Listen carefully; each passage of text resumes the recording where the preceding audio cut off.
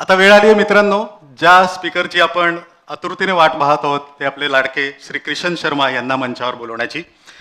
त्यांची ओळख करून देण्यासाठी मी मंचावर बोलवतो FIFA past president Shri Harshvardhan Bhusari यांना. थँक्यू धवल. नमस्कार PCMC.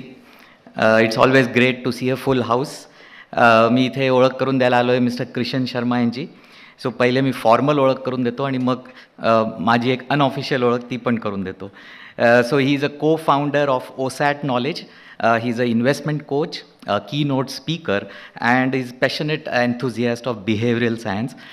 He has a 3-decade-long career in mutual fund space, and he has worked with leading asset management companies, and he has taken various responsibilities during his tenure, and that is about including research, then portfolio management service, and institutional business, and almost 15 years to investor awareness and education.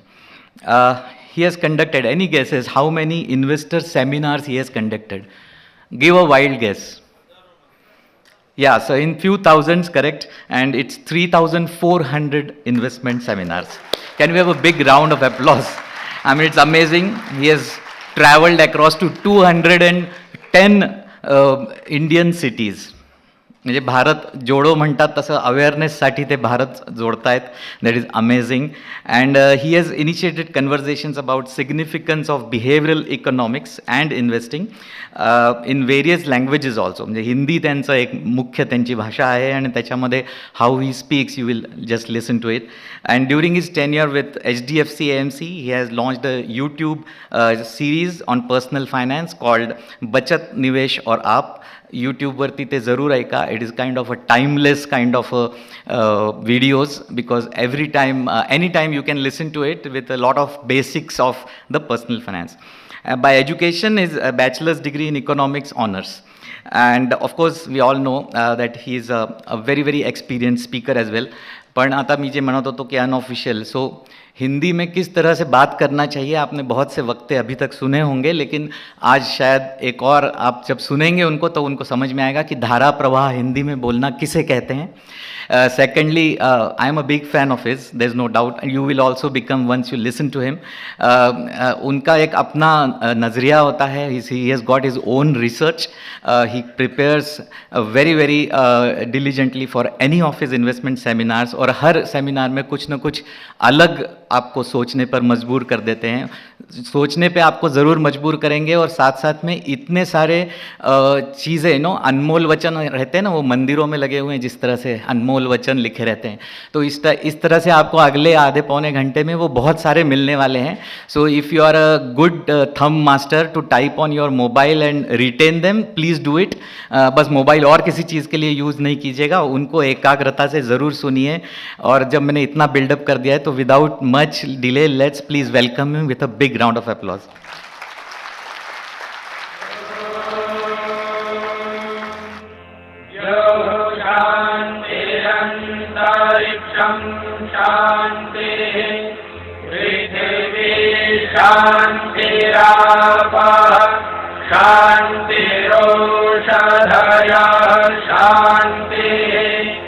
वनस्पतयः शान्तिर्विश्वे देवा शान्तिर्ब्रह्म शान्तिः सर्वं शान्तिः शान्तिरेव शान्तिः सा मा शान्तिरेधि. ॐ शान्तिः शान्तिः शान्तिः. बहुत बहुत शुक्रिया हर्षवर्धन जी. शुक्रिया पिफा स्मार्ट मनी. दोस्तों स्वागत, अभिनंदन, आपका शुक्रिया कि कीमती समय निकाल के यहाँ उपस्थित हुए. आप सभी से क्षमा मांगता हूँ कि मराठी में बात नहीं कर पाऊँगा. हिंदी समझ में आती है सबको? बहुत बहुत शुक्रिया. पिफा के साथ मैं पिछले 13 वर्षों से जुड़ा हुआ हूँ. इनकी पहली जो इस तरह से सेमिनार हुआ था, उन्होंने मुझे बोलने का मौका दिया था. आज फिर आपने मुझे मौका दिया, इसके लिए आपका हार्दिक आभार. दोस्तों कैसे हैं आप लोग? 2 घंटे से सुन रहे हैं. मनोवैज्ञानिक कहते हैं कि 45 मिनट से ज़्यादा सुनना संभव नहीं है. और सुनने की इच्छा है? आपको इच्छा तो नहीं होगी, लेकिन मैं इच्छा जागृत करूंगा, मैं बात करूंगा आपसे, इसलिए मैं स्टेज पर नहीं गया। मैं आपसे बात करना चाहता हूं, क्योंकि जो विषय है ना, ये विज्ञान नहीं है। यहां कुछ सही नहीं होता, यहां कुछ गलत नहीं होता। हम ये बहस नहीं करते हैं कि सही क्या और गलत क्या है, हम ये तलाश करते हैं कि उपयुक्त क्या है, अप्रोप्रिएट क्या है। तो इसमें दिक्कत क्या है? इसमें दिक्कत यह है कि जो आपके लिए अप्रोप्रिएट है वो आपके लिए नहीं है। इसीलिए इसको फाइनेंस नहीं कहते हैं, पर्सनल फाइनेंस कहते हैं। ये व्यक्ति विशेष का फाइनेंस है। तो इस विषय को समझने के लिए एक बात आपसे कहना चाहता हूं। हर्षवर्धन जी ने कहा कि 3 डिकेड्स का मेरा एक्सपीरियंस है। आप जानते हैं मेरा एक्सपीरियंस क्या है? मेरा एक्सपीरियंस ये है कि मुझे नहीं मालूम कल बाजार कहां जाएगा, मुझे नहीं मालूम कल इकोनॉमी में क्या होगा। हम ईश्वर नहीं हैं, हम नहीं जानते। हम ये जानते हैं कि इतिहास में क्या हुआ है, हम ये जानते हैं कि अभी क्या हो रहा है, कल क्या होगा यकीन मानिए किसी को भी मालूम नहीं है। कभी कभी यूं ही मैं अपने जी को बहलाया करता हूं, जिन बातों को खुद नहीं समझा और उनको समझाया करता हूं, और आप मुझे सुन भी रहे हैं। लेकिन मैं निवेश करता हूं, मैं नहीं जानता हूं कि कल बाजार कहां जाएगा, फिर भी मैं निवेश करता हूं। लेकिन निवेश करते हुए एक बात का ध्यान रखता हूं, मैं ये भविष्यवाणी नहीं करता बाजार कहां जाएगा, मैं तैयारी करता हूं बाजार कहां जाएगा। जब मेरी शादी हुई थी ना दोस्तों, मैं टर्म इंश्योरेंस का फॉर्म लेके आया, पत्नी से कहा टर्म इंश्योरेंस का फॉर्म भरो। पत्नी कहती टर्म इंश्योरेंस का फॉर्म क्यों भरना है? मैंने कहा अगर मैं जल्दी मर गया तो तुम्हारा क्या होगा, मैं अगर जल्दी मर गया तो तुम्हारा क्या होगा। फिर मैंने उसको एसआईपी का फॉर्म दिया। पत्नी पूछती एसआईपी का फॉर्म क्यों भरना है? मैंने कहा अगर मैं नहीं मरा तो। यही तो जीवन है दोस्तों। करना क्या है हमें? बाजार चाहे ऊपर जाए चाहे बाजार नीचे जाए, आप दोनों ही स्थिति के लिए तैयार रहने चाहिए। ईमानदारी से जवाब दीजिएगा। बाजार में पिछले महीने 8% की गिरावट हुई है, सितंबर से लेकर अभी तक 16% की गिरावट हुई है। आप में से कितने लोग खुश हैं? Raise hands. अब आप देख लीजिए, आप में से कुछ लोग खुश हैं। तो जो लोग दुखी हैं वो अपनी वजह से दुखी हैं, बाजार की वजह से नहीं। भाई आपको बात समझ में है? इसीलिए मैंने ये मंत्र पढ़ा था। ये शांति मंत्र है दोस्तों। ये शांति मंत्र कहता है, ये हमारा शास्त्र कहता है कि अगर आपको जीवन में समृद्ध होना है तो उसकी पहली शर्त यह है कि आपका चित्त शांत होना चाहिए। त्रिविध ताप बोलते हैं इसको। आपके जीवन में 3 ताप होते हैं, 3 संताप होते हैं। एक होता है भौतिक जो दुनिया में घट रहा है, एक होता है दैविक जैसे कोविड आ गया, भूकंप आ गया, और एक होता है आंतरिक जो आपके अंदर घट रहा है। जो दुनिया में घट रहा है वो आपके नियंत्रण में नहीं है, जो भौतिक घट रहा है वो आपके नियंत्रण में नहीं है, जो ईश्वर आपके साथ में करता है वो आपके नियंत्रण में नहीं है, पर आपके मन में क्या घट रहा है वो तो आपके नियंत्रण में है। अगर आप बाजार के बढ़ने का इंतजार करते हैं, नहीं, आप इंतजार नहीं कर पाएंगे। मेरे से पहले 2 वक्ता आए, उन्होंने कहा था कि लॉन्ग टर्म में बाजार बढ़ता है। मैं भी इस बात से सहमत हूं कि लॉन्ग टर्म में बाजार बढ़ता है, लेकिन हम कौन नहीं जानता, या बताइए कौन नहीं जानता है कि लॉन्ग टर्म में बाजार बढ़ता है? बताइए कौन नहीं जानता है? दिक्कत क्या है फिर? दिक्कत यह है कि हमारे साथ 2 परेशानियां हैं। मैं 2 लोगों का नाम लूंगा, आप बताइएगा आप में से किसने सुना है उनका नाम। उसेन बोल्ट, कितने लोगों ने नाम सुना है? Usain Bolt, raise hands. आप देखिए करीब 80% लोगों ने हाथ खड़े किए हैं कि वो उसेन बोल्ट को जानते हैं। एक और व्यक्ति का नाम लेता हूं मैं, हो सकता है गलत नाम लूं तो अंग्रेजी में उनकी स्पेलिंग पढ़ देता हूं। Elude, ELUID, elude, KIPCHOGE, किपजोगे। कितने लोगों ने नाम सुना है? 1 2 3 4 5 6 लोगों ने नाम सुना है। जब मैंने उसेन बोल्ट का नाम लिया आप सब ने हाथ खड़े किए। जब मैंने इल्यूड किपजोगे का नाम लिया आपने 6 लोगों ने हाथ खड़े क्यों किए? क्यों नहीं जानते हैं आप उनको? आप जानते हैं आप उनको क्यों नहीं जानते हैं? क्योंकि उनकी दौड़ आप देख ही नहीं सकते। उसेन बोल्ट भागता है ना तो 9 सेकंड में दौड़ खत्म हो जाती है, देखने में मजा आता है। उसेन बोल्ट जो भागता है मैरान 42 किलोमीटर की, वो 2.5 घंटे तक चलती है, देखने में मजा है कि सजा है? बताइए। लॉन्ग टर्म, अगर कोई चीज लंबी चलती है ना वो हमें अच्छी नहीं लगती, हम टिक ही नहीं सकते। और आप 2.5 घंटे की दौड़ नहीं दे सकते, 20 साल का इंतजार करेंगे क्या करोड़ बनाने के लिए? जीवन में केवल 2% लोगों को मैं जानता हूं, जितने लोगों को 30 साल का मेरा एक ही अनुभव है कि मैं केवल 2% लोगों को जानता हूं जिन्होंने पैसा बनाया है। बना सभी सकते हैं लेकिन सिर्फ 2% से बनाया है। दोस्तों दिक्कत क्या है लॉन्ग टर्म में? लॉन्ग टर्म में दिक्कत यह है कि 15 साल तब आएंगे जब 10 साल होंगे, 10 साल तब आएंगे जब 5 साल आएंगे, 5 साल तब आएगा जब 1 साल आएगा, 1 साल तब आएगा जब 1 महीना आएगा, 1 महीना तब आएगा जब 1 सप्ताह आएगा, 1 सप्ताह तब आएगा जब 1 दिन आएगा, 1 दिन तब आएगा जब हर क्षण हर घड़ी आएगी, और हर घंटा हर घड़ी तब आएगी जब हर क्षण आएगा।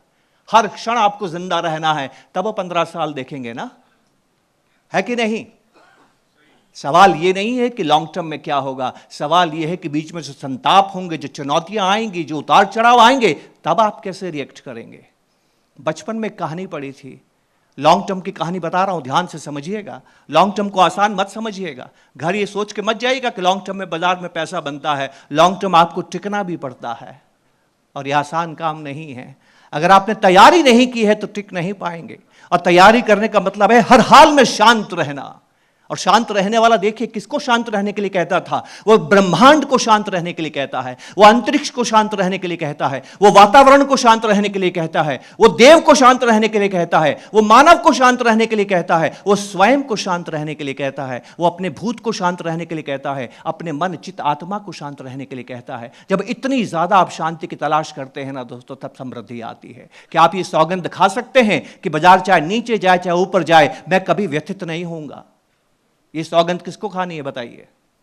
अच्छा एक बात बताइए, आप में से कितने लोग मानते हैं कि मंदी पहली बार आई है? पहले भी आई है ना, आगे भी आएगी। अच्छा क्या आप जानते थे बाजार कभी भी गिर सकता है? क्या आप ये मानते हैं बाजार में उतार चढ़ाव आते हैं? तो फिर परेशान क्यों हैं? वही तो हो रहा है जो आप जानते हैं। आप जानते हैं आप परेशान क्यों हैं? क्योंकि बाजार ने आपकी बात नहीं मानी। जब आपने इन्वेस्टमेंट किया था, आपकी इच्छा ये थी कि ये तो बढ़ता ही रहेगा। आप चाहते हैं बच्चा पढ़ाई करे, देख रहा है मोबाइल, बुरा लगता है ना? जी हाँ, आपको बुरा इसलिए नहीं लग रहा है कि आप नहीं जानते थे कि बाजार में मंदी आती है। आपको बुरा इसलिए लग रहा है कि आपने जो सोचा था निवेश करते हुए वो नहीं हुआ। और जब हमारे विपरीत काम होता है ना, तब हमें धैर्य धारण करना पड़ता है, इंतजार नहीं। जो इंतजार करता है बाजार के बढ़ने का, उसका मन अशांत होता है। लेकिन जो धैर्य धरता है वो बाजार को देखता ही नहीं है, क्योंकि उसने तैयारी की हुई है, जब बढ़ेगा तब बढ़ेगा, मुझे क्या करना है, मैंने तो लॉन्ग टर्म पैसा डाला है। पर ये भावना आएगी कैसे? इस भावना को लाएंगे कैसे? हमें क्या समझने की जरूरत है? चुनौती हमारे सामने क्या है? एक राजा के पास में एक अपराधी को पेश किया गया, और राजा को समझ में आ गया कि इसने अपराध किया है, और उसको सजा सुनाई। और सजा ये सुनाई कि तेरे को या तो 100 जूते खाने हैं या 100 प्याज खाने हैं।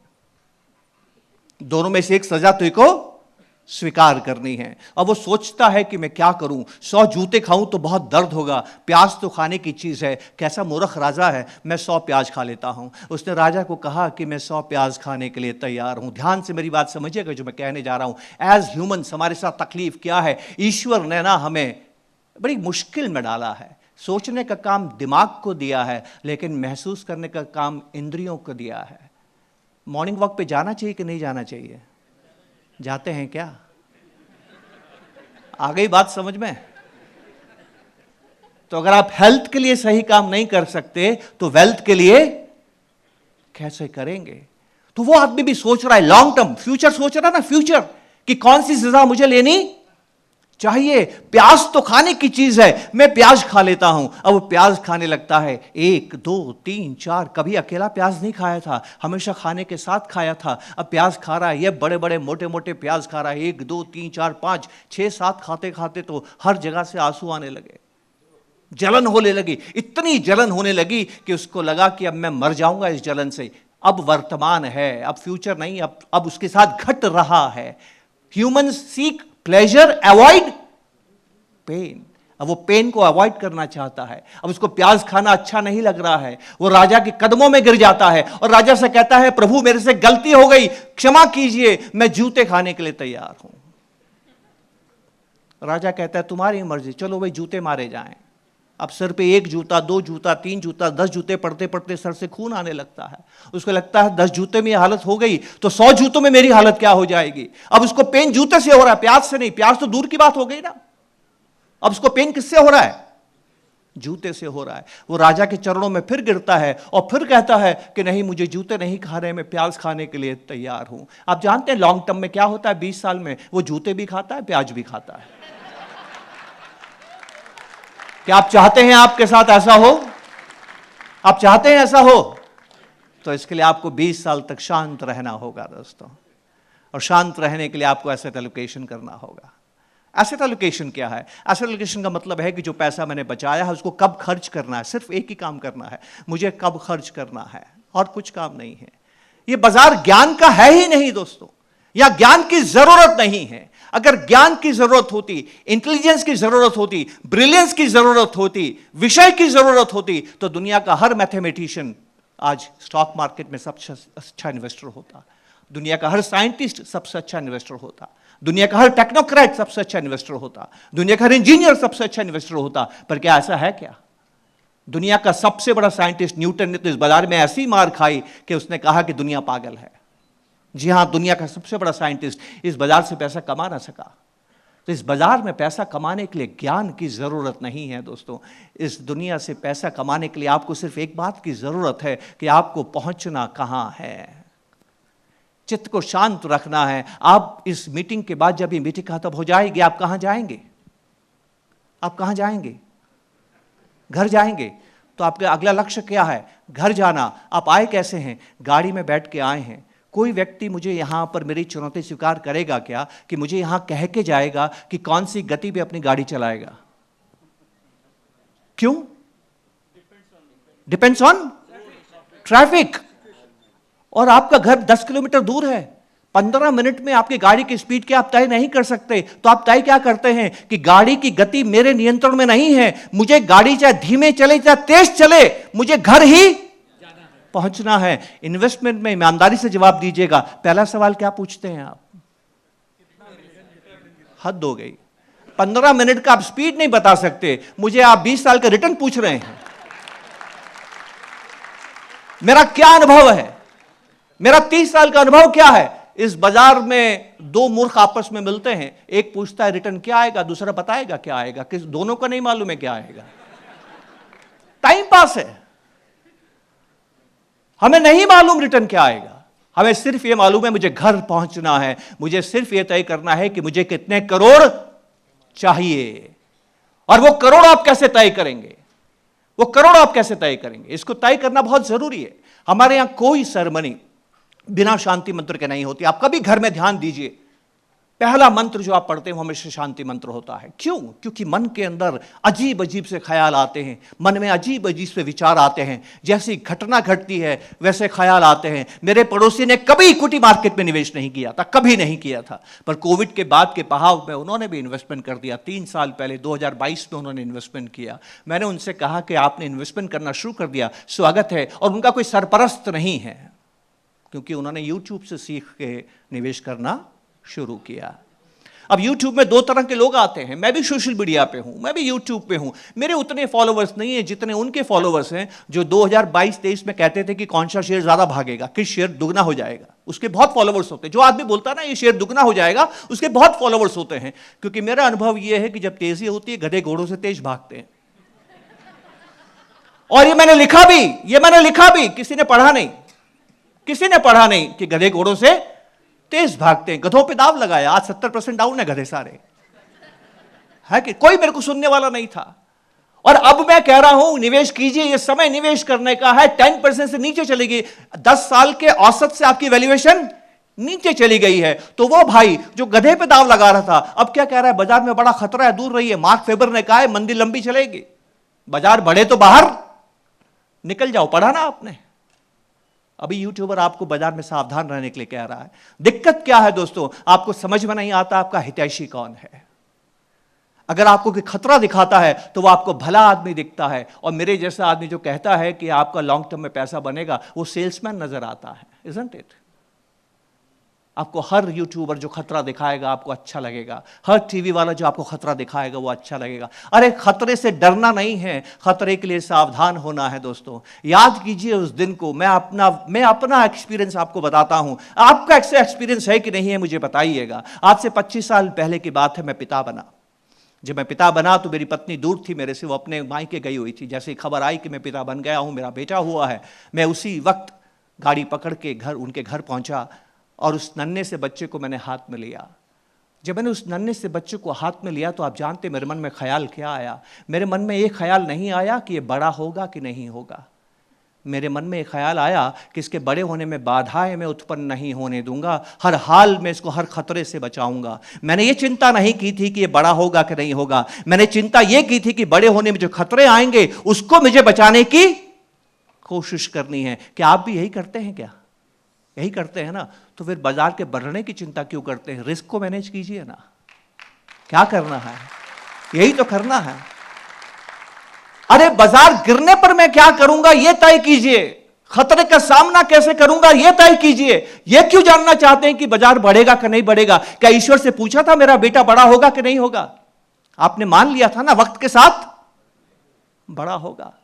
कितना आसान है दोस्तों, क्यों इसको हमने इतना जटिल बनाया है? आइए इसको भी हम समझने की कोशिश करते हैं कि इसको जटिल क्यों बनाया है। लेकिन पहले उस पड़ोसी की मैं बात कर दूं कि हमारा दिमाग कैसे काम करता है। मैंने पड़ोसी को पूछा कि अरे तुम्हारा कोई सरपरस्त नहीं है, कोई एडवाइजर नहीं है, बिना एडवाइजर के निवेश क्यों करते हो?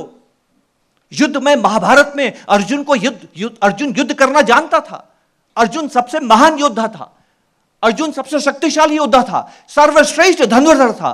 फिर उसको कृष्ण की जरूरत क्यों थी? उसको कृष्ण की जरूरत थी फैसले लेने के लिए, युद्ध करने के लिए नहीं। जब सामने दादा खड़े थे ना तो उसके हाथ पांव फूल गए कि उस दादा की गोदी में खेला हूं, उसकी छाती में तीर कैसे मारूंगा? मजाक है क्या दादा की छाती में तीर मारना? कभी आपने आपको अर्जुन की जगह देख कर देखिए। वो फिर युद्ध से भाग रहा था जब अभिमन्यु मर गया, वो फिर युद्ध से भाग रहा था जब जयद्रथ को मार न सका। हर बार कृष्ण ने उसको बचाया। मैंने उसको कहानी सुनाई, उसकी बात समझ में नहीं आई। कहता नहीं, मुझे समझ लिया यूट्यूब से कैसे निवेश करना है और मैंने निवेश करना शुरू कर दिया है। मैंने पूछा आपने निवेश कैसे किया है? कहता मैंने SIP शुरू की है। मैंने कहा बहुत बढ़िया। मैंने कहा आपने SIP क्यों शुरू की है? कहता है मुझे लग रहा है कि बाजार बढ़ेगा। मैंने कहा अच्छी बात है, तो आपने लमसम किया कि नहीं किया? कहता लमसम मैंने नहीं किया। कि क्यों? कि मुझे यूट्यूबर ने भी बताया कि बाजार में भी वैल्यूएशन ज्यादा है और इस वक्त आपको बाजार में धीमे धीमे निवेश करना चाहिए। बाजार में कभी भी गिरावट आ सकती है, बाजार में कभी भी उतार चढ़ाव आ सकते हैं, इसलिए मैंने लमसम निवेश नहीं किया। मैंने SIP में इसलिए निवेश किया कि मुझे बाजार से जुड़े रहना चाहिए और बाजार क्योंकि वैल्यूएशन ऊंचे हैं तो बाजार में गिरावट भी आ सकती है। उसने सही कहा कि गलत कहा? सही कहा ना। अब उस पड़ोसी से मेरी 3 दिन पहले फिर मुलाकात हुई। कैसे हैं आप? उसका मूड अच्छा नहीं था। मैंने कहा मूड क्यों उखड़ा हुआ है? कह रहा है बाजार लगातार गिर रहा है। अरे मैंने कहा आपने तो कहा था कि बाजार वैल्यूएशन ज्यादा गिरावट हो सकती है। हाँ मैंने कहा तो था, पर यह नहीं सोचा था इतना गिर जाएगा। यह नहीं सोचा था इतना गिर जाएगा। तो मैंने पूछा फिर अब आप अभी आप क्या कर रहे हो? वो कह रहा है मैं SIP बंद कर दी है। मैंने SIP शुरू क्यों की थी?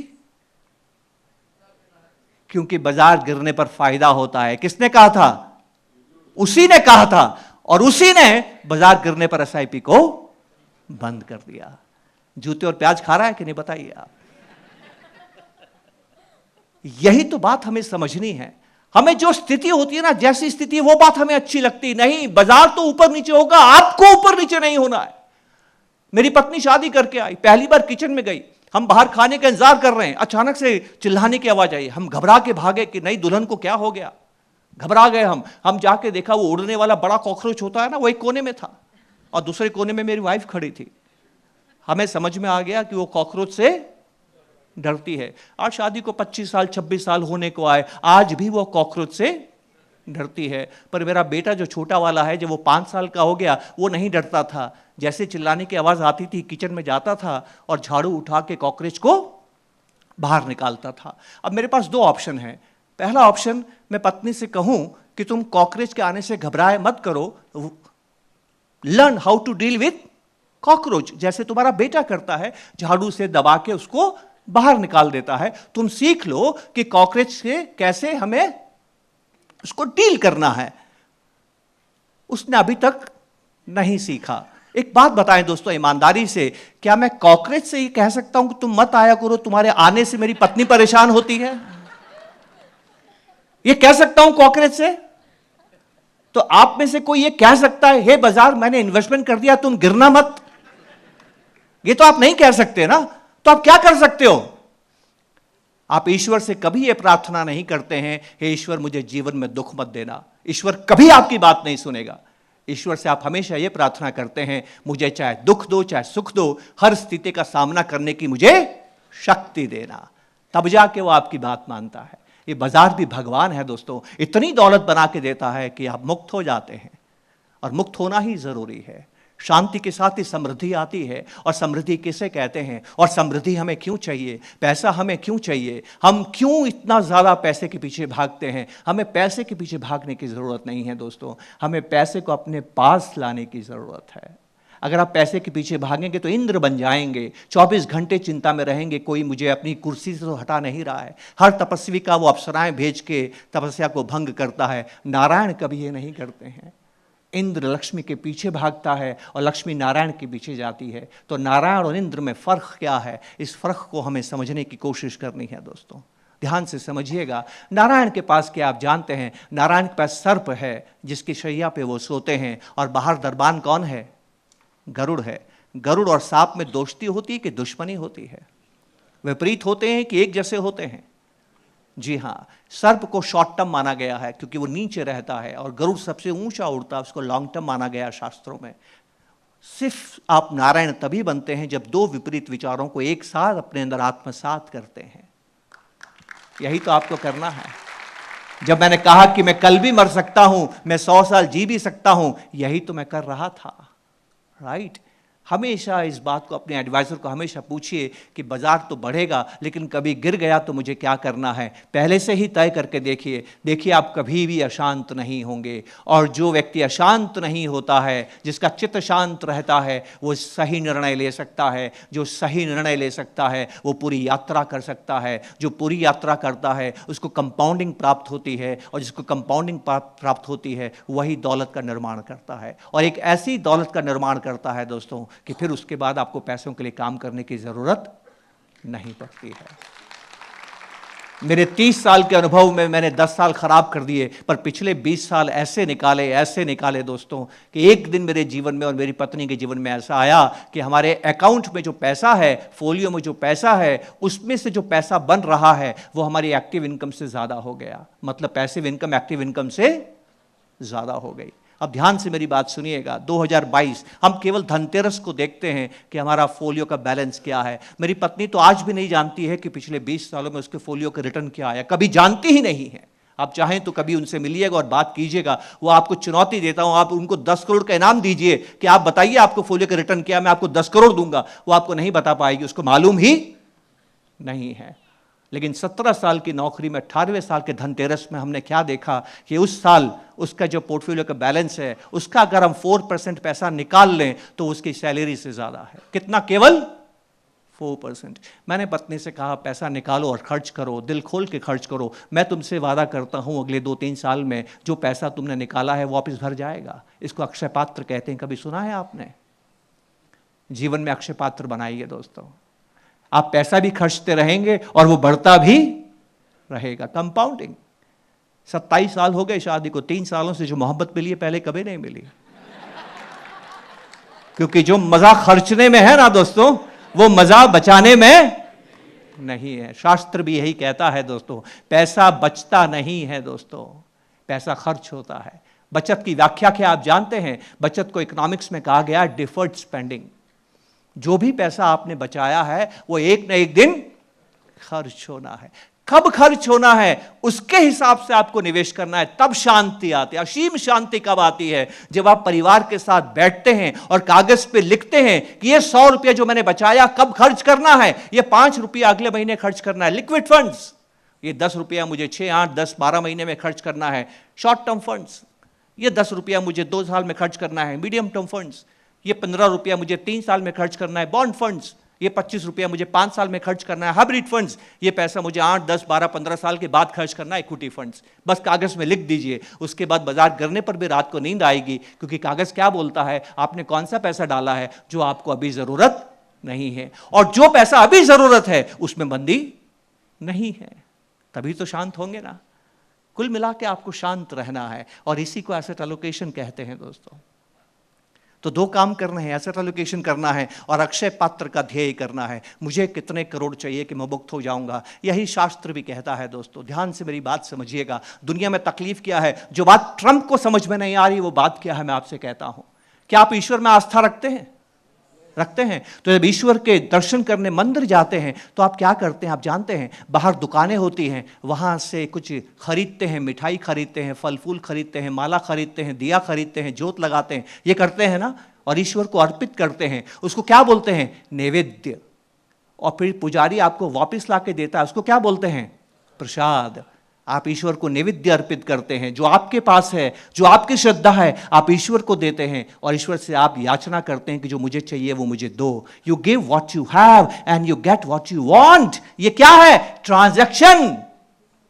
इसको क्या कहते हैं? लेन देन, गिव एंड टेक। ये भगवान ने दुनिया ऐसी ही बनाई है। दुनिया तभी चलती है जब भगवान कहता है कि जो आपके पास अभी है वो कल किसी का होगा, और जो अभी आपके पास है पहले किसी और का था। आपस में लेन देन करते रहो, तभी तुम समृद्ध होगे। ट्रम्प साहब को ये बात समझ में नहीं आ रही है, इसीलिए ट्रेड वॉर चिंता है। चिंता हिंदुस्तान की नहीं है, पर हम भी तो दुनिया में रहते हैं, इससे दुनिया को नुकसान होगा। लेकिन एक अच्छी बात मैं आपको बताऊं, बचपन में मैंने कहानी पढ़ी थी दोस्तों, जब दो लड़ते हैं तो तीसरे को फायदा होगा। ट्रेड वॉर में बड़े देश झगड़ा करेंगे। हम ज्यादा बड़े नहीं हैं, दुनिया के व्यापार में 2% का हिस्सा है। झगड़ा तो वह करेंगे जिनका 30% और 15% का हिस्सा है, वो झगड़ा करके कमजोर होंगे। कमजोर हम भी होंगे, पर वो हमसे ज्यादा होंगे, तो हमें फायदा हुआ कि नुकसान हुआ? वो कल के लड़ते आज लड़े, चिंता मत कीजिएगा, ये हिंदुस्तान के लिए बेहतर हो रहा है। ये जो ट्रंप ने जो दुनिया के ऑर्डर को बदलने की कोशिश की है, इसमें हिंदुस्तान ज़्यादा ताकतवर होकर निकलेगा। आप देखिएगा, आपको 2-3 साल के बाद में ये बात समझ में आएगी। आसान सी बात है, इसमें ज़्यादा दिमाग लगाने की ज़रूरत नहीं है दोस्तों हमारे पास में। और दूसरी बात जो हमें समझनी है वो बहुत छोटी सी बात है कि आने वाला समय कैसा होगा, हिंदुस्तान आने वाला समय कैसा होगा। ध्यान से मेरी बात समझिएगा। पैसा कैसे बनता है मैंने आपको बताया, एक का खर्चा दूसरे की आमदनी है। और शास्त्र भी यही कहता है दोस्तों। शास्त्र कहता है आपको पुरुषार्थ करने के लिए। पुरुषार्थ का मतलब होता है धर्म का पालन करते हुए। धर्म मतलब हिंदू मुस्लिम सिख ईसाई नहीं, धर्म का मतलब है right way of living, right appropriate way of living. धर्म का पालन करते हुए अर्थ का अर्जन करो। धर्म अर्थ काम, अपनी इच्छाएं पूरी करो और मोक्ष को प्राप्त करो। जीवन में जिसकी इच्छाएं पूरी नहीं होती, कामनाएं पूरी नहीं होती, वो मोक्ष को प्राप्त नहीं करता है दोस्तों। आप इस धरती पर आए हैं, आपको सारी इच्छाएं पूरी करनी है। और जो भी आपकी इच्छाएं हैं वो पैसा खर्चने से पूरी होती है कि बचाने से पूरी होती है? खर्चने से पूरी होती है। तो इन्वेस्टमेंट का मतलब क्या हुआ? इन्वेस्टमेंट का मतलब है कि इतना पैसा बनाओ कि आपकी हर इच्छा पूरी हो जाए। और इतना पैसा किस ताकत से बनता है? कंपाउंडिंग। और वो आपसे क्या मांगता है? 15 साल। पहला करोड़ बनने में टाइम लगता है, और जिसने पहला करोड़ बना लिया फिर वो पीछे मुड़ के नहीं देखता है।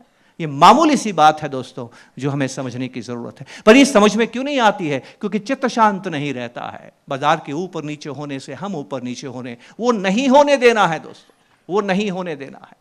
आपको अपने मनोभाव को नियंत्रित करना है। आपको एडवाइजर को ये नहीं पूछना है कि स्कीम कौन सी अच्छी है। स्कीम कोई अच्छी या बुरी नहीं होती है, वो उपयुक्त या अनुपयुक्त होती है। ये दवाई के जैसे है, दवाई अच्छी या बुरी नहीं होती है, या तो आपको चाहिए या आपको नहीं चाहिए। बस आपको एडवाइजर को ये कहना है कि चित्त शांत नहीं है, कुछ उपाय करो यार, दैट्स ऑल। बात करो उनसे, मिलो, बात करो, समझो, राइट। और क्या हमें बात समझनी है कि आने वाला समय कैसा होगा, इसकी चिंता मत कीजिएगा दोस्तों। आने वाला समय कैसा है? इकोनॉमी हमेशा साइकिल्स में चलती है, हमेशा साइकिल्स में चलती हैं। मेरे दादा के पास जितना पैसा था उससे मेरे पास ज़्यादा है, मेरे पास जितना पैसा है उससे ज़्यादा मेरे बच्चे के पास होगा। इसका कारण क्या है मैं आपको बताता हूँ ध्यान से, और फिर मैं अपनी बात को ख़त्म करता हूँ। फिर आपके अगर कोई सवाल है तो ज़रूर मैं आपसे ले लूँगा। ध्यान से समझिएगा। जब मेरे पिता ने आज से 60-70 साल पहले काम करना शुरू किया, वो घर में अकेले कमाने वाले थे, घर में 8 खाने वाले थे, तो वो जीवन के पहले 20 साल बचत ही नहीं कर पाए। जो व्यक्ति बचत नहीं कर पाता है, अगली तनख्वाह का इंतजार करता है, तो बताइए कैसा जीवन होगा। मैं उस दौर में पैदा होता हूं तो मैं क्या सीखता हूं? मेरी प्रतिक्रिया क्या है? मेरी प्रतिक्रिया है, मेरी क्या सीख है, मेरी क्या समझ है? वो कहती है कि मेरे पिता की परेशानी इसलिए है कि उनके पास बचत नहीं है। बचत करनी चाहिए। मैंने अपनी आमदनी के पहले ही महीने से बचत करना शुरू कर दिया। बचत करना अच्छी बात है कि बुरी बात है? अगर वक्त मिला तो मैं आपको बताऊंगा क्या अच्छा और क्या बुरा है। लेकिन इंटरेस्टिंग यह है कि मैंने बचत करना शुरू किया। बचत करना बहुत अच्छी बात है, लेकिन बचत आप तब करते हैं जब आप खर्चा नहीं करते हैं। अब धीरे धीरे मेरे को 30 साल हो गए बचत करते हुए, बचत मेरी आदत हो गई है, मेरे खून में शामिल हो गई है। अब मेरे साथ क्या होता है ध्यान से समझिएगा। इकोनॉमिक्स में कभी ये इंपॉर्टेंट नहीं है कि आपके पास अभी कितना पैसा है, इंपॉर्टेंट है कि इससे कितना बढ़ने वाला है। इसको मार्जिनल बोलते हैं। मेरी आमदनी 100 रुपये है, वो इंपॉर्टेंट नहीं है कि अगले साल ये बढ़ के 110 रुपये होगी। और मान लीजिए 10 रुपये हो जाती है, 110 हो जाती है, इस 10 रुपये का मैं क्या करूंगा वो इंपॉर्टेंट है। तो उस 10 रुपये को मैं खर्च करूंगा या बचाऊंगा। मार्जिनल प्रोपेंसिटी, मेरी प्रोपेंसिटी बचाने की है या खर्च करने की है। तो आप जानते हैं मैं क्या करता हूं, अगर 10 रुपये मेरी आमदनी बढ़ जाती है तो उस बड़ी आमदनी का 8 रुपये मैं बचा लेता हूं, बाजार में निवेश करता हूं और पैसे से पैसा बनाने की कोशिश करता हूं। ये मेरे पिता को प्रतिक्रिया है। आप जानते हैं मेरे बेटे की प्रतिक्रिया क्या है? ध्यान से समझिएगा। 6 साल पहले की बात है, कोविड से ठीक पहले की बात है। तब मेरी माँ दुनिया में थी। एक दिन मेरे घर की नाली ड्रेन, मेन ड्रेन जो है वो चोक हो गया। अब मेन ड्रेन ब्लॉक हो जाता है, चोक हो जाता है तो आप कुछ काम नहीं कर सकते हैं। अब बाथरूम इस्तेमाल नहीं कर सकते हैं, आप किचन इस्तेमाल नहीं कर सकते हैं। इससे मेरी पत्नी बहुत तनाव में आ गई, बहुत स्ट्रेस में आ गई। जब स्ट्रेस में आ गई तो आप बहुत तनाव में रहते तो सही फैसला नहीं कर पाते हैं। वो अचानक से उस व्यक्ति को बुलाती हैं जो हमें मदद करता है घर को साफ रखने में। उसका भाग्य अच्छा था कि वो 10 मिनट में आ गया और 15 मिनट में नाली साफ कर दी। क्योंकि वो तनाव में थी तो उसने करार नहीं किया कि इस काम के कितने पैसे लोगे। और नाली साफ करने के बाद उसने कहा कि तुम्हें मुझे 500 रुपये देने होंगे। मेरी पत्नी कहती है मैं स्कूल में टीचर हूँ, इतनी मेहनत से काम करती हूँ, सारे काम करती हूँ, बच्चों को पढ़ाती हूँ, इम्तहान भी लेती हूँ, रजिस्टर मेंटेन करती हूँ, सरकार के काम करती हूँ, इलेक्शन कराती हूँ, मेडिकल के काम करती हूँ, वेलफेयर के काम करती हूँ, डेटा इकट्ठा करती हूँ, तब जाके मुझे 15 मिनट के 500 नहीं मिलते और तुम 15 मिनट के काम के 500 रुपये चाहते हो। दुनिया में किस लेबर को 15 मिनट के 500 रुपये मिलते हैं? लेकिन तुम मेरे बुलाते ही आ गए, तुमने मुझे तनाव मुक्त किया, चलो मैं तुम्हें 200 रुपये देने के लिए तैयार हूं। वो कहता है नहीं लगेंगे तो 500 ही। इतना सुनना था कि मेरी माँ आ गई और मेरी माँ कहती बहू क्या हुआ? वो कहती है माँ देखिए इस काम के ये 500 रुपये मांग रहा है। माँ नाली को देखती है, थोड़े से कचरे को देखती है और माँ कहती है बहू ये काम तो 20 रुपये का है, पर तूने 200 बोला है, इसको 50 दे दे। अब वो व्यक्ति परेशान कि ये मैडम तो 200 रुपये दे रही है और ये तो 20 पर आ गई और वो भी 30 रुपये एहसान के साथ दे रही हैं। इतने में मेरा बेटा बाहर से आया और बेटा बाहर से आया, कॉलेज से आया, उसने देखा माजरा क्या है, अपनी माँ का हाथ पकड़ के अंदर लेके गया और माँ से कहा माँ तुम कितनी स्ट्रेस में थी, कितने तनाव में थी कि तुम उससे कॉन्ट्रैक्ट ही नहीं कर पाए कि इस काम का कितना पैसा लोगे, तुम टेंशन में थी कि नहीं थी? और वो 10 मिनट में आ गया। अगर 4 घंटे तक नहीं आता तो तुम कितनी टेंशन में रहती, ना किचन इस्तेमाल कर सकती थी, ना बाथरूम इस्तेमाल कर सकती थी। उसने तुम्हें इतना सहज कर दिया, तुम्हारा स्ट्रेस दूर कर दिया, तुम्हें उसको 500 रुपये देने चाहिए। और मेरी बात मानो, अगली बार भी समर पर आए इसके लिए 50 रुपए की टिप देनी चाहिए। अब मैं आपसे यह नहीं कहता कि कौन सही है कौन गलत है, मेरी मां सही है, मेरी पत्नी सही है, मेरा बेटा सही है, बात यह नहीं है दोस्तों। बात यह है कि आप 2025 में निवेश कर रहे हैं और याद रखिएगा आपने भगवान को नैवेद्य दिया और प्रसाद की कामना की, गिव एंड टेक। आप जो भी खर्चा करते हैं वह व्यापारिक आमदनी है कि नहीं है? है कि नहीं? तो आमदनी क्या होती है? डबल एंट्री सिस्टम है। जो आपका खर्चा है वही दूसरे की आमदनी है। मेरी माँ 20 रुपये खर्च करना चाहती है, मेरी पत्नी 200 रुपये खर्च करना चाहती है, मेरा बेटा 500 रुपये खर्च करना चाहता है। कौन सही है कौन गलत है बहस में मत जाइएगा, मेरी इस बात पे चिंतन कीजिएगा। आप 2025 में हिंदुस्तान के बाजार में निवेश कर रहे हैं, 2035 में पैसा निकालेंगे, 2040 में पैसा निकालेंगे, ये 10-15 साल के बाद जो पैसा निकालेंगे ये किसके खर्चे का हिंदुस्तान बनेगा? मेरे बेटे का है, मेरी माँ का? मेरी माँ तो दुनिया में ही नहीं है। तो आपको क्या देखना है? भविष्य कैसा है? भविष्य आपके और मेरे बच्चों से बन रहा है। तो इन बच्चों की खास बात क्या है? याद रखिएगा, इकोनॉमी फ्लोज इन साइकिल्स। क्या दिक्कत है? मेरा जीवन मेरे पिता के जीवन की प्रतिक्रिया है, मेरे बच्चे का जीवन मेरे जीवन की प्रतिक्रिया है। मैंने बच्चे को बुलाया और कहा कि बेटा तू गलत है, ऐसे तुझे खर्चा नहीं करना चाहिए, इस तरह से पैसे लुटाए जाते हैं क्या, तुझे ऐसा नहीं करना चाहिए। 15 मिनट तक मैं उसको भाषण देना हूँ, पैसा बचाना चाहिए, यही जीवन है। आप खतरों का सामना कैसे करते हैं जब आप दौलत बनाते हैं, इसी तरह का आपको जीवन जीना चाहिए। 15 मिनट तक मैंने उसको भाषण दिया। उसके बाद जब मैं चुप हो गया तो उसने कहा पिताजी अब मैं आपसे एक बात पूछना चाहता हूँ, वादा कीजिए ईमानदारी से जवाब देंगे। मैंने कहा वादा करता हूँ। पूछता है पापा जैसी आपकी आदतें हैं अब तो वो नहीं बदलेंगी? अब 10 रुपये कमाते हैं 8 रुपये बचा लेते हैं, वो तो नहीं बदलेगा, ऐसा ही बनता रहेगा। और आप ही कह रहे हैं बाजार बढ़ता ही रहेगा, तो आपके खर्चे तो बढ़ने से रहे, पैसा आपका बढ़ता रहेगा, आपका ज़िंदगी एक दिन खर्च हो जाएगी, ये पैसा तो आपसे खर्च होगा नहीं, तय है ना, तो ये भी मुझे ही करना है। अब उसने गलत कहा या सही कहा आप देखिए। इस बहस में मत जाइए गलत क्या और सही क्या है, सोचिए ये कि हो क्या रहा है।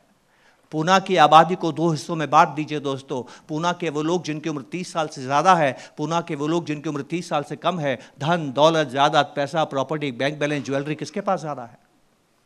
जिनकी उम्र 30 से ज़्यादा है। मोबाइल किसका महंगा है?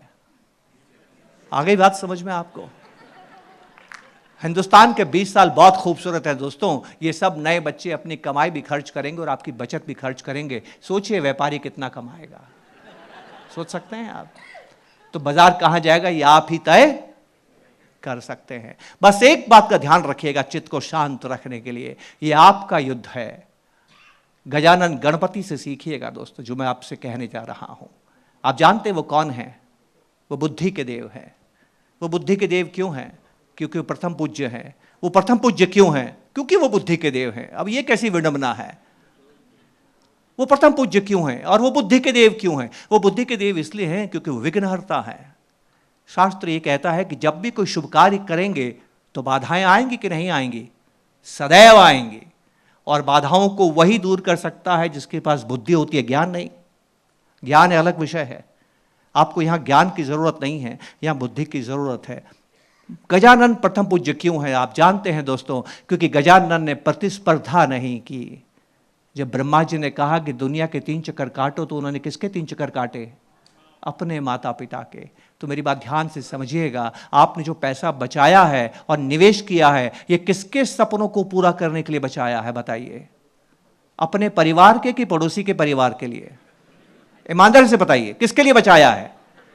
अपने परिवार के सपनों को पूरा करने के लिए। तो पड़ोसी के पोर्टफोलियो का रिटर्न क्यों देखते हैं कितना आया है? आपको किसी दूसरे से प्रतिस्पर्धा करने की जरूरत नहीं है। यहां पैसा वो नहीं बनाता जो दूसरे को हराता है। यह कमाई का नियम है। अगर आप पैसा कमाते हैं, डॉक्टर हैं, दूसरे से अच्छा डॉक्टर बनिए। अगर आप वकील हैं, दूसरे से अच्छा वकील बनिए। आप टीचर हैं, दूसरे से अच्छा टीचर बनिए। आप दुकानदार हैं, दूसरे से अच्छा दुकानदार बनिए। अगर आप अच्छा काम करेंगे ज्यादा पैसा मिलेगा। लेकिन आप इन्वेस्टर हैं, दूसरे इन्वेस्टर से अच्छा बनने की कोशिश मत कीजिए। आप अपने घर जब जाएंगे, अपनी गाड़ी का संतुलन आपके हाथ में है, किसी दूसरी गाड़ी से मुकाबला नहीं करेंगे। एक बार मैंने किया था, मैं अपनी गली भूल गया, उसके साथ आगे निकल गया। हमें अपने गोल पर ठहरना पड़ता है दोस्तों। तो आपको कितने करोड़ बनाने ये आपको तय करना है। दूसरे का रिटर्न चाहे 15, 20, 50% हो, आपको नहीं देखना है। किस रिटर्न पे, किस गति पर मैं सुरक्षित पहुंचूंगा, यही आपको तय करना है। गजानन से आपको सीखने की जरूरत है। निवेश में आपको क्या काम करना है जो आप कमाई में नहीं करते हैं। पैसा कमाते हैं, दूसरे को हराइए। निवेश करते हैं, खुद को जीतिए। बात समझ में आ रही है? ये हिंदुस्तान आपको निराश नहीं करेगा दोस्तों। हिंदुस्तान आपको निराश नहीं करेगा। अगर हिंदुस्तान एक ऐसी जगह है जहां पर मैक्स मुलर कहता है कि अगर कभी किसी दिन आपने ये सुना भविष्य में कि हिंदुस्तान खत्म हो गया, तो समझ लेना दुनिया उसके कई साल पहले खत्म हो चुकी है। ये मैं नहीं कहता, मैक्स मुलर ने कहा है। आखिरी बात, अपनी बात खत्म करता हूं। वॉरेन बफेट से जॉफ बिजनेस ने पूछा कि आपका पोर्टफोलियो सब जानते हैं, आप निवेश कैसे करते हैं सब जानते हैं, आप हर साल लोगों को बताते हैं कि आपने निवेश में निर्णय क्या लिए हैं, आप हर एक से साझा करते हैं कि आपने पोर्टफोलियो क्या बनाया है, लोग आपको फॉलो भी करते हैं, तो फिर आपके जैसा दौलत क्यों नहीं बनाते हैं? तो उनका एक ही जवाब था कि लोग धीमे धीमे धनी नहीं बनना चाहते हैं, वो जल्दी धनी बनना चाहते हैं।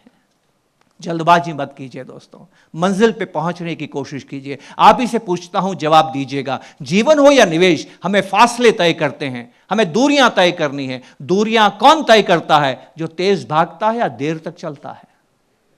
जो देर तक चलता है। अगर आप देर तक चलेंगे लंबी दूरियां तय करेंगे। और आखिरी बात भी वॉरेन बफेट के कह के ख़त्म करता हूं। किसी ने वॉरेन बफेट से पूछा कि आप इतने धनी कैसे बने। आप जानते हैं उन्होंने क्या, इसको ओवर इन लॉटरी बोलते हैं, ओवर इन लॉटरी। वो कहते हैं कि मैं इतना धनी इसलिए बना, उसके दो कारण हैं। पहला कारण यह है कि मैं अमेरिका में पैदा हुआ, और दूसरा कारण यह है कि मैं सही समय पैदा हुआ।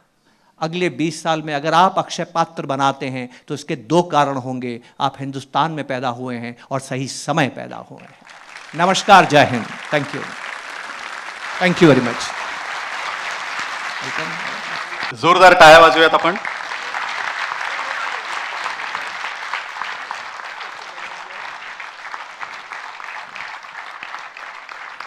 किशन शर्मा सर, आप पीफा के बारे में और आज के इन्वेस्टर अवेयरनेस प्रोग्राम के बारे में कुछ कहना चाहेंगे? देखिए, मेरा अनुभव ये रहा है, 30 वर्षों से मैं इस व्यवसाय में हूँ, और सेबी की रिपोर्ट भी तब आई है 2022 में, वो भी ये कहती है कि निवेश में ज़्यादातर लोग कामयाब नहीं होते हैं। और शायद सरकार ने भी और रेगुलेटर हमारी सेबी ने भी ये तय किया कि हमें निवेशक जागरूकता, इन्वेस्टर अवेयरनेस, इन्वेस्टर एजुकेशन पे काम करना है। वो तो काम कर ही रहे हैं, पर पूना क्षेत्र में जो पूना के डिस्ट्रीब्यूटर्स का एसोसिएशन है पीफा, इन्होंने जैसा काम किया है पिछले 13 वर्षों में, मैंने हिंदुस्तान में किसी और जगह ऐसा काम होते हुए नहीं देखा है। इनकी पहली इवेंट 2011 में भी आया था, और आज भी मैं आया हूँ। करीब करीब हर साल मैंने इनके साथ आके मैंने देखा है क्या मेहनत उन्होंने की है और कितनी खूबसूरती से उन्होंने कार्य को अंजाम दिया है। इतनी ज़बरदस्त हर 3 महीने में लगातार 3-3 स्पीकर्स को बुला के इन्वेस्टर अवेयरनेस प्रोग्राम करना अपने आप में एक ऐसी बात है जिसकी प्रशंसा करने के लिए मेरे पास शब्द नहीं है। क्योंकि अगर आप अच्छे निवेशक बनेंगे, आप लंबे समय तक निवेशित रहेंगे, तभी तो आप कंपाउंडिंग प्राप्त करेंगे, और आपकी तभी तो पैसा बनेगा, और जब पैसा बनेगा तभी सपने पूरे होंगे। और पीफा ये काम कर रहा है। किसी के सपने पूरा करने से बेहतर कार्य क्या हो सकता है। और मैं फिर कहना चाहता हूँ कि हिंदुस्तान में किसी भी एसोसिएशन ने पीफा जैसा कार्य इस क्षेत्र में नहीं किया है। सर, आज के गिरते हुए मार्केट में आप म्यूचुअल फंड इन्वेस्टर्स को कुछ कहना चाहेंगे? मैं निवेशकों से एक बात कहना चाहता हूँ, और बेहद ईमानदारी से कहना चाहता हूँ। हो सकता है कि मेरी बात अच्छी न लगे। जहाँ देखता हूँ, अखबारों में पढ़ता हूँ, टीवी में सुनता हूँ, यूट्यूब देखता हूँ, सोशल मीडिया देखता हूँ, लोग इस बात से परेशान हैं कि बाज़ार में गिरावट है। अरे बाज़ार में गिरावट होना तो एक आम बात है। क्या हम नहीं जानते थे निवेश करने से पहले कि बाज़ार कभी भी गिर सकता है? हम जानते थे। क्या हम नहीं जानते हैं कि बाज़ार में उतार चढ़ाव आता है? हम जानते हैं। क्या हम इतिहास नहीं जानते? हम इतिहास में देखते हैं कि ऐसी गिरावट पहले भी आई है, इससे ज़्यादा भयानक गिरावट पहले भी आई है, और इतिहास हमें ये भी बताता है कि बाज़ार वापस बढ़ता है तो न ये गिरावट फैली है, ना आखिरी होगी, और आने वाले समय में भी गिरावट होती रहेगी। यही तो बाज़ार है। हमें बाज़ार के ऊपर नीचे जाने से चिंतित नहीं होना है। हमें बाज़ार की स्थिति के लिए अपने आप को व्यवस्थित करना है, तैयार रहना है। Preparation is the key, not prediction of the market is the key. Sir, हम म्यूचुअल फंड इन्वेस्टर्स को कहते हैं एडवाइज़र ज़रूरी है, आप कुछ ऐड करना चाहेंगे इसमें? देखिए, एडवाइज़र बहुत ज़रूरी है, क्योंकि यहाँ मन को नियंत्रण में रखना है, यहाँ आपके व्यवहार को नियंत्रण में रखना है। यहाँ ज्ञान की ज़्यादा ज़रूरत नहीं है। अगर ज्ञान से ही धन बनता तो हर धनी, हर व्यक्ति जो दुनिया में गणितज्ञ है, मैथमेटिशियन है, साइंटिस्ट है, टेक्नोक्रेट है, इंजीनियर है, ये लोग इन्वेस्टमेंट्स में महारत हासिल करते और दुनिया के सबसे धनी व्यक्ति होते। पर क्या ऐसा है? ऐसा नहीं है। हमने आम लोगों को भी निवेश करते हुए धनी बनते हुए देखा है, जिन्होंने कोई बहुत बड़ा ज्ञान विश्वविद्यालयों में प्राप्त नहीं किया है। तो निवेश ज्ञान से की ज़्यादा ज़रूरत नहीं है। यहाँ आपको मन को नियंत्रित रखने की ज़रूरत है, यात्रा पूरी करने की ज़रूरत है। और अर्जुन जैसा धनुर्धर भी युद्ध क्षेत्र से पलायन करने के बारे में सोच सकता है। 3 बार महाभारत में ऐसा हुआ कि अर्जुन युद्ध करना नहीं चाहते थे। अगर उनके साथ कष्ट नहीं होते तो अच्छा योद्धा होने के बाद भी शायद अर्जुन युद्ध जीत ना पाते। हमें ये बात समझने की ज़रूरत है। मेरा ये मानना है कि पैसा तभी बनेगा जब 15-20 साल तक निवेशित रहेंगे, और इतने लंबे समय तक अपने मन को नियंत्रित करना, बाज़ार के उतार चढ़ाव में भी संत भाव से बाज़ार में बने रहना, इसके लिए आपको अपने मूड को, अपने व्यवहार को शांत रखने की ज़रूरत है, और वो बिना सलाहकार के संभव नहीं है। ये मेरी राय है। सर, हम तो क्लाइंट्स को इन एसेट एलोकेशन के बारे में तो बताते ही है, बट आप कुछ इसमें ऐड करना चाहेंगे? दुनिया में जितने भी कामयाब निवेशकों का अध्ययन किया गया है, ऐसे शोध किए गए हैं कि ऐसी क्या बातें हैं जो निवेशकों को कामयाब बनाती है। उसके लिए हमें ध्यान रखना है कि आप एक अच्छा स्टॉक खरीदना चाहते हैं, आप एक अच्छी स्कीम खरीदना चाहते हैं, आप अच्छी सिक्योरिटी खरीदना चाहते हैं, आप सही समय पर खरीदना चाहते हैं, क्या इसका कुछ योगदान है? बिल्कुल योगदान है, पर इन सब का योगदान केवल 10% है। 90% योगदान आपके निवेश की यात्रा 20, 30, 40 साल के बाद जब आपकी यात्रा समाप्त होकर निवेश की, वो इस बात पर तय नहीं करता है कि आपने क्या खरीदा और कब खरीदा। इस बात पे निर्भर करता है कि आपने एसेट्स को एलोकेट कैसे किया, आपने संपत्ति का आवंटन कैसे किया, क्योंकि हर संपत्ति, हर एसेट्स में उतार चढ़ाव आते हैं और उसके बीच में स्ट्रेटेजिक और टैक्टिकल एलोकेशन करते हुए, उसमें संतुलन रखते हुए जब आप निवेश करते हैं तभी आपकी यात्रा पूरी होती है। ये हर शोध कहता है, हमें समझने की ज़रूरत है। निवेश करना और इकोनॉमी रोप वॉक के जैसी है।